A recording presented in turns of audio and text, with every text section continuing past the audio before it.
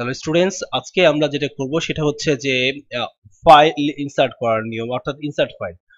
অর্থাৎ আমার কোনো ফাইল আগে সেভ করা আছে, সেই সেভ করা ফাইলটি আমি ফাইলের যে লেখাগুলো আছে সেই লেখাগুলো আমরা কোনো লেখার সঙ্গে যুক্ত করতে চাচ্ছি, সেক্ষেত্রে আমরা ইনসার্ট ফাইল কমান্ডটা করব। চলুন আমরা সেটা বাস্তবে করি। তো ইনসার্ট ফাইল 2000 ভার্সন 2003 তে যেভাবে করতে হয় 2007 এ করতে হয় কিভাবে, সেগুলো আমরা দেখবো ইনশাল্লাহ। 7 এর জন্য আলাদা টিউটোরিয়াল থাকবে, এই ভিডিও শেষে এই ভিডিওর লিংকটা দেওয়া থাকবে, হ্যাঁ, অথবা ডিসক্রিপশনে দেওয়া থাকবে 2007 এর। আচ্ছা, চলে আসি। যে ফাইলটি ইনসার্ট করব সেখানে কার্সার রাখি, তারপর insert file, select file, insert. এখন আমরা একটা নতুন পেজ নিয়ে নিই। নতুন পেজ নেওয়ার পর উই আর লার্নিং ফাইল, ঠিক আছে। তো এইখানে এই যে কার্সার যেখানে লাভ হচ্ছে পরের লাইনে, এখানে আমরা কিন্তু কি করব, আমরা এখানে ফাইলটা ইনসার্ট করব। তো চলে যায় মাউস ধরে ইনসার্ট, ইনসার্টে যাওয়ার পর ফাইল, ফাইল, ফাইলে যাওয়ার পর এখান থেকে যে ফাইলটা ইনসার্ট করতে চাই সেই ফাইলটা সিলেক্ট করব, দেন ইনসার্টে ক্লিক করব।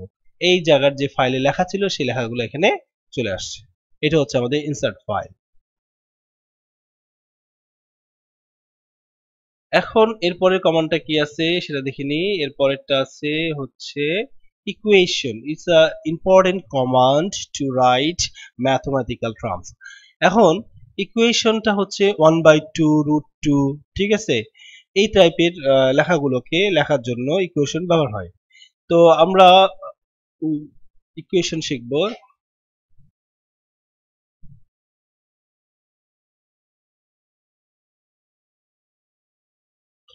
তো ইকুয়েশনটা হচ্ছে কি, এই যে আমরা ইকুয়েশন ইনসার্টে যাওয়ার পর অবজেক্ট, সরি, ইনসার্টে যাওয়ার পর অবজেক্ট, অবজেক্ট, দেন এখানে ইকুয়েশন 3.0 খুঁজবো, পেয়ে গেছি।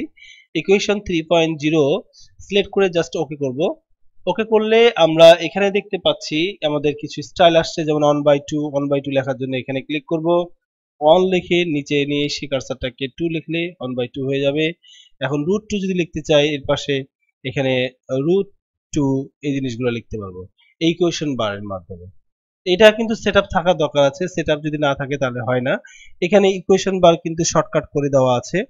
এই শর্টকাটটা কিভাবে করতে হয়, এই জায়গায় আমরা টুলসে যাব, তারপর কাস্টমাইজে যাব, তারপর আমরা ইনসার্টে যাব। ইনসার্টে যাওয়ার পর এখানে ইনসার্টের কমান্ড, তো আমরা ইনসার্টে যাওয়ার পর এখানে ইকুয়েশন পেয়ে যাবো, ইকুয়েশন এডিটর।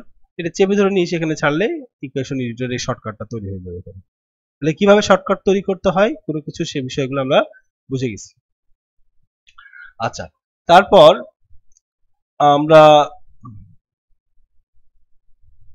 আমরা এখানে এখানে কিন্তু এই কাস্টমার ইয়া করে 2007 এর যে ফিল্ডটা আছে, আপডেট ফিল্ডটা, সেটাও কিন্তু আমরা এখান থেকে নিতে পারি। কিভাবে, টুলসে যাওয়ার পর কাস্টমাইজ যে কমান্ডটা আমার প্রয়োজন, ঠিক আছে, সেই কমান্ডটা আমরা এখানে নিয়ে এসে ছেড়ে দিলে এখানে থাকবে। যে কমান্ডটা প্রয়োজন সেই কমান্ডটা নিয়ে এসে ছেড়ে দিলে হয়ে যাবে। তাহলে এখানে প্রত্যেকটা মেনুর সাব মানে শর্টকাট বানাতে পারবো। এখন 2007 এর ফুল ফিলটা এখান থেকেই নিতে পারবো আমরা। এখানে ক্লিক করলেই সব কাজ হয়ে যাবে, ঠিক আছে। তো ইকুয়েশনটা শেখা হয়ে গেল। তারপরে আমাদের যেটা আছে আমাদের ফন্ট চেঞ্জ, অর্থাৎ বাংলা থেকে ইংরেজি, ইংরেজি থেকে বাংলা করার নিয়ম নিয়ম তাহলে ফর্মুলা যে ফন্ট, তারপরে হলো Times new Roman. Times new Roman হচ্ছে ইংরেজি ফন্ট, একটা জনপ্রিয় ফন্ট। আর বাংলার জন্য যেটা প্রয়োজন হচ্ছে সেটা হচ্ছে সুতনি এমজি, এটা বাংলার জনপ্রিয় একটা ফন্ট, ঠিক আছে। তো এটা আসার পরে এটা চেঞ্জ করে নেওয়ার পরে যদি এক অক্ষর চাপতে অন্য অক্ষর আসে তাহলে কন্ট্রোল অল্টার বি চাপতে হবে। তারপর আমরা ইংরেজির ক্ষেত্রে হোক আর বাংলা ক্ষেত্রে হোক প্রয়োজনীয় ফন্ট পেয়ে যাবো। তো শুরু করি এখান থেকে। আমরা we are learning font change, এখানে আমরা ফর্মে যাব। ফর্মে যাওয়ার পর এখানে নিচে নিয়ে আসি ফরম্যাট, তারপর হচ্ছে এক্সপ্যান্ড ফন্ট। এখান থেকে আমরা বাংলা আনার জন্য সুতনি এমজি নেব। এখানে সুতনি এমজি লেখাটা লিখে দিতে পারি বা খুঁজতে হবে এখান থেকে সুতনি এম জে। ঠিক আছে, জাস্ট ওকে করব। তারপর এখানে আমি যদি লিখি রেপ লিখতেছি, থ আসতেছে, বা একটা অক্ষর চাপলে আরেকটা অক্ষর আসতেছে, কিবোর্ডে যে অক্ষরগুলো আছে একটা অক্ষর চাপলে আরেকটা অক্ষর আসতেছে, সেক্ষেত্রে আমরা আবার যাই, চেঞ্জ হয়ে গেছে।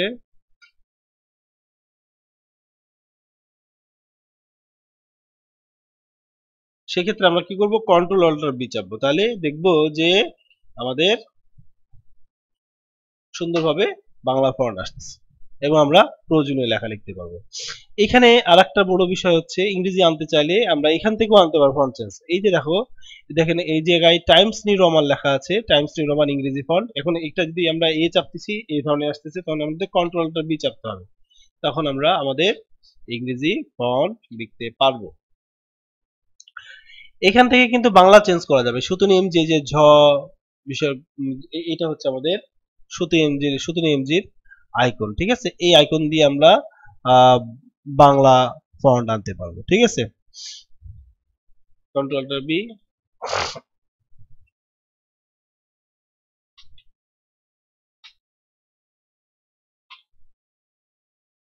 এখান থেকে আবার টাইমস নিউ রোমান সিলেক্ট করে কন্ট্রোল অল্টার বি ইংরেজি লিখতে পারবো।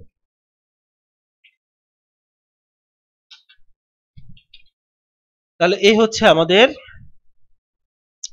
বাংলা ইংরেজি আনার বিষয়টা। তাহলে ফন্ট চেঞ্জ বিষয়টা হয়ে গেল আমাদের। তারপরে আমরা চলে আসি, ফন্ট চেঞ্জ হয়ে গেল, তারপরে আছে আমাদের বাংলা টাইপের কিছু নিয়ম দেওয়া আছে, কোন অক্ষরগুলো কোন আঙ্গুল দিয়ে থাকবে এখানে সুন্দরভাবে দেওয়া আছে, বইটাতে দেখতে পারবেন আপনারা, বইটা সংগ্রহ করে নেবেন।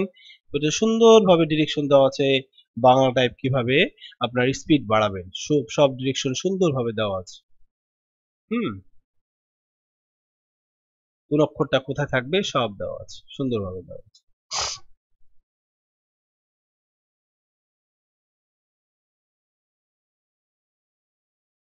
এই যে বাংলা টাইপ করার জন্য কিছু কম্পিউটার রিলেটেড প্রশ্ন উত্তর দেওয়া আছে, সেই টাইপগুলো করে আপনারা স্পিড বাড়াতে পারেন। বাংলা কিবোর্ড দেওয়া আছে বইয়ে, এবং কোন অক্ষর চাপলে কি আসবে ইংরেজি এবং বাংলায় সম্পূর্ণটাই দেওয়া আছে।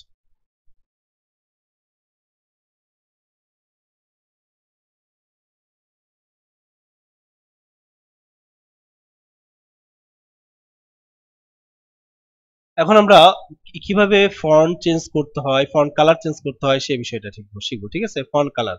তো ফন্ট কালারের জন্য আমরা এখান থেকে ফন্ট কালার কমান্ডটা শিখবো। ফন্ট কালার, তাহলে এখান থেকে এই লেখাটা সিলেক্ট করে নিব, করার পর ফরম্যাটে যাওয়ার পর ফন্ট, এখান থেকে ফন্ট কালার অপশনটা আছে, এখানে ফন্ট কালার, এখান থেকে যে কালারটা পছন্দ সেই কালারটা চুজ করে জাস্ট ওকে করে দিলে আমাদের ফন্ট কালার চেঞ্জ হয়ে যাবে। এখন এটাকে স্বাভাবিক করার জন্য সিলেক্ট করে নিব, সিলেক্ট করে যাওয়ার ফরম্যাটে যাওয়ার ফন্টে যে কালারটাকে স্বাভাবিক করার জন্য অটোমেটিক সিলেক্ট করে জাস্ট ওকে করে দিলে অটোমেটিক হয়ে যাবে। এই ফন্ট কালারের ফন্টটা আনার জন্য কন্ট্রোল ডি চাপলে ফন্ট অপশনটা চলে আসে, এখান থেকে ফন্ট চেঞ্জ এবং ফন্ট কালার চেঞ্জ, অনেকগুলো অপশন এখানে আসবে। ফন্টের যে অপশনগুলো আছে, control D key shortcut key, control plus plus D,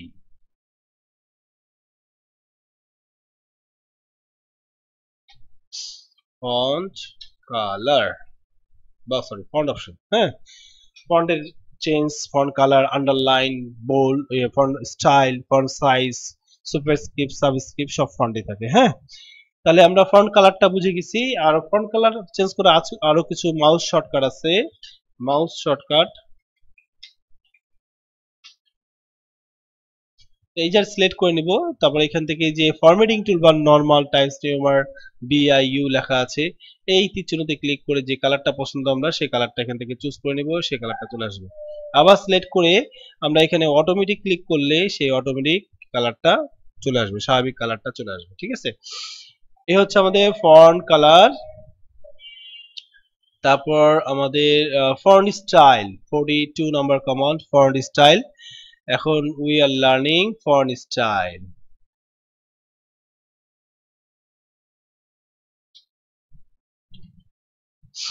font style হচ্ছে সিলেক্ট করে নিব আমরা, ফরম্যাট যাব, ফন্টে যাব, বইয়ে এভাবে দেওয়া আছে ডিরেকশন। এই যে ফন্ট স্টাইল আছে, রেগুলার আছে, এখান থেকে আমরা বোল্ড করলে মোটা হবে, রেগুলার করলে স্বাভাবিক হবে, রেগুলার করলে স্বাভাবিক হবে, ইটালিক করলে আমাদের বাঁকা আকৃতির হবে। হ্যাঁ, এখান থেকেও আছে, এই যে বাঁকা আকৃতির হচ্ছে, বোল্ড করলে এখানে সিম্পল দেখাচ্ছে, বোল্ড করলে মোটা আকৃতির হবে। এখানে বোল্ড ইটালিক দুইটা আছে, বাঁকা এবং মোটা দুইটাই হবে। তো আমরা আপাতত বোল্ড করলাম, বোল্ড করার পর জাস্ট ওকে করে দিলাম, ফন্টটা বাঁকা মোটা হয়ে গেছে আমাদের। আবার সিলেক্ট করলাম, ফরম্যাটে যাই, ফরম্যাটে যে ফন্টে যাওয়ার পর এখান থেকে রেগুলার সিলেক্ট করলেই আমাদের স্বাভাবিক হয়ে যাবে। ঠিক আছে, তো এখানে যে কিবোর্ড কমান্ডটা আছে সেটা একটু দেখি। কন্ট্রোল চেপে ধরে বি চাপলে বোল্ড, কন্ট্রোল চেপে ধরে আই চাপলে ইটালিক। তো এখানে আমরা কিবোর্ড থেকে কন্ট্রোল দিয়ে সিলেক্ট, কন্ট্রোল চেপে ধরে বি চাপলে বোল্ড বোল্ড হয়ে যাচ্ছে, অর্থাৎ মোটা আকৃতির হচ্ছে। আর কন্ট্রোল চেপে ধরে আই চাপলে ইটালিক বাঁকা আকৃতির হচ্ছে। তো কন্ট্রোল বি চাপলে স্বাভাবিক হয়ে যাবে আবার বোল্ডটা, আর কন্ট্রোল আই চাপলে ইটালিকটা স্বাভাবিক হয়ে যাবে। এভাবে কিন্তু আমরা আমাদের ফন্ট স্টাইল পরিবর্তন করতে পারি। তারপর আমাদের যে কমান্ডটা আছে সেটা হচ্ছে সরি, এটাকে কিন্তু আবার মাউস শর্টকাটে করা যায়। তো মাউস শর্টকাটে যেটা বলছে, ফরম্যাটিং টুলবারে বি আইকনে ক্লিক করলে বোল্ড হবে, আই আইকনে ক্লিক করলে ইটালিক হবে। তো শুরু করি, আমরা দেখি মাউস উইথ মাউস শর্টকাট, আমরা কিন্তু কিবোর্ড শর্টকাট করে ফেললাম না। সিলেক্ট করে নিলাম, এই যে বি তে ক্লিক করলে বোল্ড হয়ে যাবে এবং আই তে ক্লিক করলে ইটালিক হয়ে যাবে, আবার বি তে ক্লিক করলে বি স্বাভাবিক হয়ে যাবে, আবার আই তে ক্লিক করলে আই স্বাভাবিক হয়ে যাবে। এভাবে আমরা ফন্ট স্টাইল চেঞ্জ করতে পারি। তারপর আমাদের পরবর্তী কমান্ড হচ্ছে ফন্ট সাইজ। খুবই ইম্পর্টেন্ট বিষয়, ফন্ট সাইজটা মাথায় রেখে কাজ করতে হয়, এবং এগুলো সবগুলোই ইম্পর্টেন্ট বিষয়, যেগুলো আমাদের শেখাচ্ছি অধিকাংশই কাজে লাগবে আপনাদের। তো আমাদের অক্ষরের আকার পরিবর্তন, অর্থাৎ অক্ষরকে ছোট বা বড় করা। ঠিক আছে, তো আমরা একবার টাইপ করি, আমরা একবার টাইপ করছি, তাহলে ম্যানুয়াল কমান্ডটা শিখি। ম্যানুয়াল কমান্ডটা ফন্ট সাইজ, তো সিলেক্ট করে নিব, আমরা চলে যাব মাউস ধরে ফরম্যাটে যাওয়ার পর ফন্ট।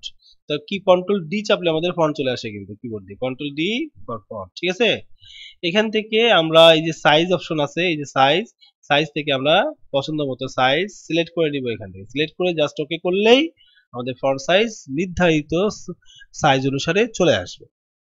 এখন এইটা যদি কিবোর্ড দিয়ে করতে চাই, তাহলে কিবোর্ডের কয়েকটি ওয়ে দেওয়া আছে। ঠিক আছে, ফন্ট সাইজের, হ্যাঁ, এটা খুব বেশি প্রয়োজন হয়। তো কন্ট্রোল চেপে ধরে থার্ড ব্র্যাকেটের ক্লোজটা যদি চাপি তাহলে ফন্ট সাইজ বড় হবে। শুরু করা যাক, কন্ট্রোল চেপে ধরে থার্ড ব্র্যাকেটের ক্লোজ। তো এখানে আমরা কন্ট্রোল চেপে ধরে থার্ড ব্র্যাকেটের ক্লোজ কিবোর্ড থেকে চাপ দিচ্ছি, একবার করে চাপ দিচ্ছি, কন্ট্রোল চেপে ধরে থার্ড ব্র্যাকেটের ক্লোজটা চাপতেছি, বড় হচ্ছে, থার্ড ব্র্যাকেট ক্লোজটা চাপতেছি, আরো বড় হচ্ছে, ঠিক না? আর যদি এখানে ছোট করার যে অপশনটা দেওয়া আছে, কন্ট্রোল চেপে ধরে থার্ড ব্র্যাকেটের ওপেনিং পয়েন্ট বা স্টার্টিং পয়েন্টটা যদি চাপি থার্ড ব্র্যাকেটের, তাহলে আমাদের কি ফন্ট সাইজ ছোট হবে। এটা হচ্ছে ইন্টারের বাম পাশে আছে, ইন্টার কি এর বাম পাশে আছে। তো এখানে আমরা চলে আসি, এখানে উইল লার্নিং, এখানে জাস্ট কন্ট্রোল চেপে ধরে থার্ড ব্র্যাকেটের ওপেনিং পয়েন্টটা চাপতেছি, ওপেনিং ব্র্যাকেটটা চাপতেছি, আমাদের ফন্ট সাইজ ছোট হচ্ছে। এটা হচ্ছে আমাদের কিবোর্ড শর্টকাট।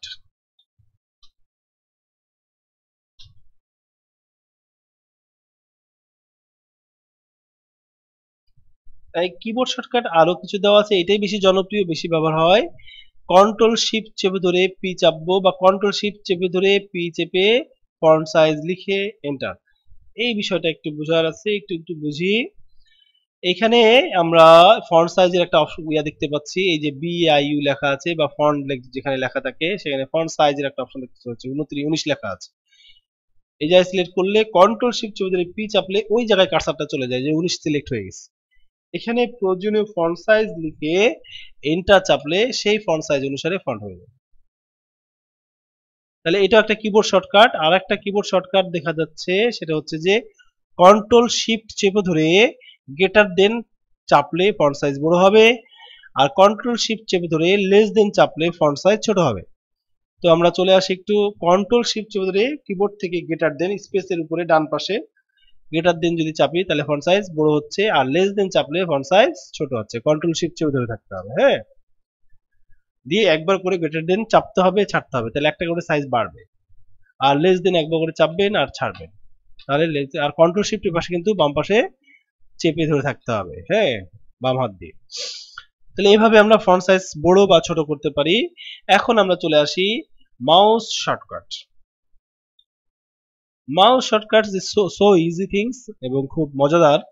এখানে দেখা যাচ্ছে ফরম্যাটিং টুলবারে ফন্ট সাইজ অপশন থেকে ফন্ট সাইজ পরিবর্তন করা যায়। এখন এখানে চলে আসি ফরম্যাটিং টুলবার, আমরা জানি কোনটা, এইটা হচ্ছে আমাদের এই যে নরমাল টাইমস নরমাল লেখা আছে, বিআইইউ লেখা আছে, এটা হচ্ছে ফরম্যাটিং টুলবার। তাহলে ফরম্যাটিং টুলবারে ফরম্যাট মেনুর প্রয়োজনীয় সাব মেনুগুলো প্রতীক চিহ্ন আকারে দেওয়া থাকে, আইকন আকারে। তো এটা সিলেক্ট করে নিব, নেওয়ার পর এই যে ট্রেন লেখা আছে ফন্ট সাইজ অপশন, এখান থেকে আমরা নির্ধারিত ফন্ট সাইজটা পরিবর্তন করতে পারবো। বুঝা গেছে, এখান থেকে ফন্ট সাইজ পরিবর্তন করতে পারবো। এই হচ্ছে আমাদের ফন্ট সাইজ মাউস শর্টকাট। এর পরের কমান্ডটা কি আছে দেখা যাক। Underline, it's an important command. If you want to decorate your document, then those commands are so important, so don't skip that. So শুরু করা যাক। আজকে আমরা ফন্ট স্টাইলের বিষয়টা, ফন্ট আন্ডারলাইন স্টাইলটা দেখি। তো একবার টাইপ করতে বলছে, সিলেক্ট করতে বলছে, ফরম্যাটে যে ফন্টে দিতে বলছে, আন্ডারলাইন স্টাইল থেকে আন্ডারলাইন স্টাইল সিলেক্ট করব, দেন ওকে করব। তো আমরা চলে আসি, we are learning underline.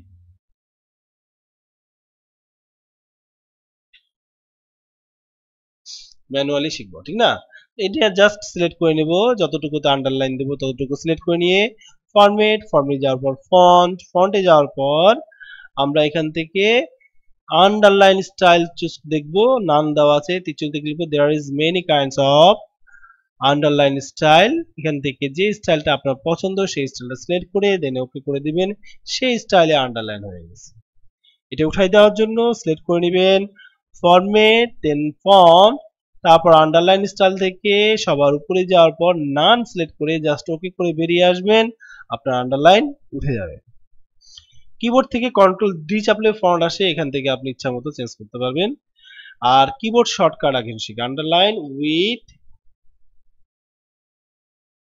Keyboard shortcut, keyboard shortcut. তাহলে কিবোর্ড শর্টকাটে কি, জাস্ট সিলেক্ট করে নিব, কিবোর্ড থেকে কন্ট্রোল ইউ যদি চাপি, এখানে কিছু দেওয়া আছে, কন্ট্রোল ইউ চাপলে আন্ডারলাইন হয়ে যাবে, ঠিক আছে? তো শুরু করি। এখানে আমরা কন্ট্রোল চেপে ধরে ইউ চাপলে আমাদের আন্ডারলাইন হয়ে যাচ্ছে, দেন আবার কন্ট্রোল ইউ চাপলে স্বাভাবিক হয়ে যাবে। আরো কিছু আন্ডারলাইন স্টাইল দেওয়া আছে, কন্ট্রোল শিফট চেপে ধরে ডি চাপলে ডাবল আন্ডারলাইন হবে, কন্ট্রোল শিফট চেপে ধরে ডি চাপলে ডাবল আন্ডারলাইন হবে। তো শুরু করা যাক। আমরা কন্ট্রোল শিফট চেপে ধরে ডি চাপছি, এখানে ডাবল আন্ডারলাইন হচ্ছে, আবার কন্ট্রোল শিফট চেপে ডি চাপলে আমাদের ডাবল আন্ডারলাইন স্বাভাবিক হয়ে যাবে। তারপর আমাদের যেটা আছে সেটা হচ্ছে কন্ট্রোল শিফট চেপে W, word by word underline.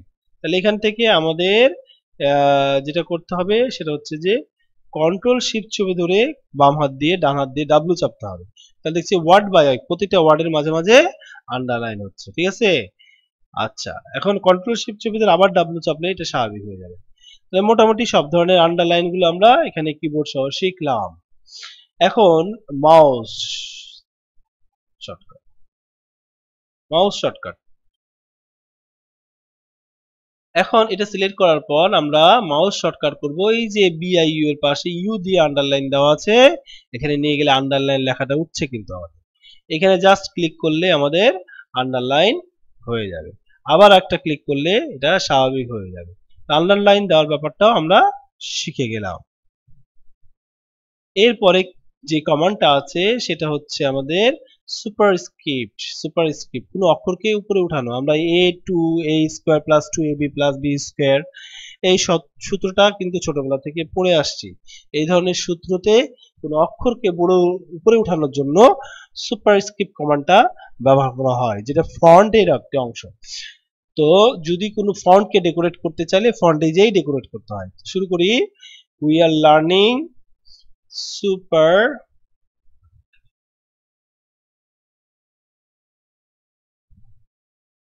অক্ষরকে উপরে ওঠানো, হ্যাঁ।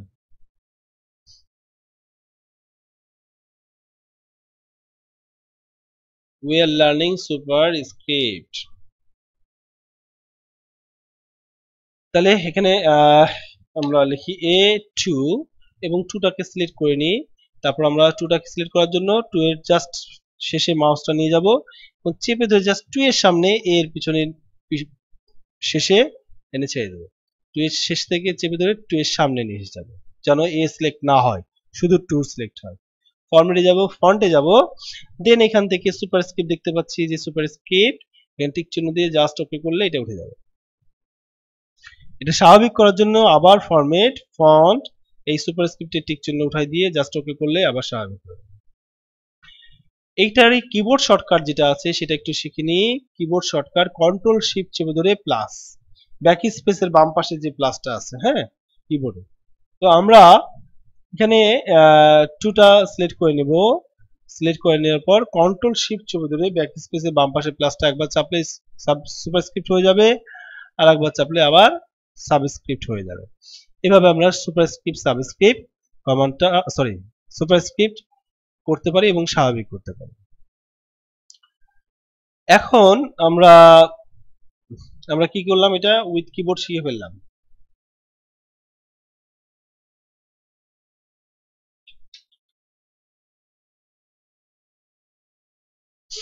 এখন আমরা যেটা শিখবো সেটা হচ্ছে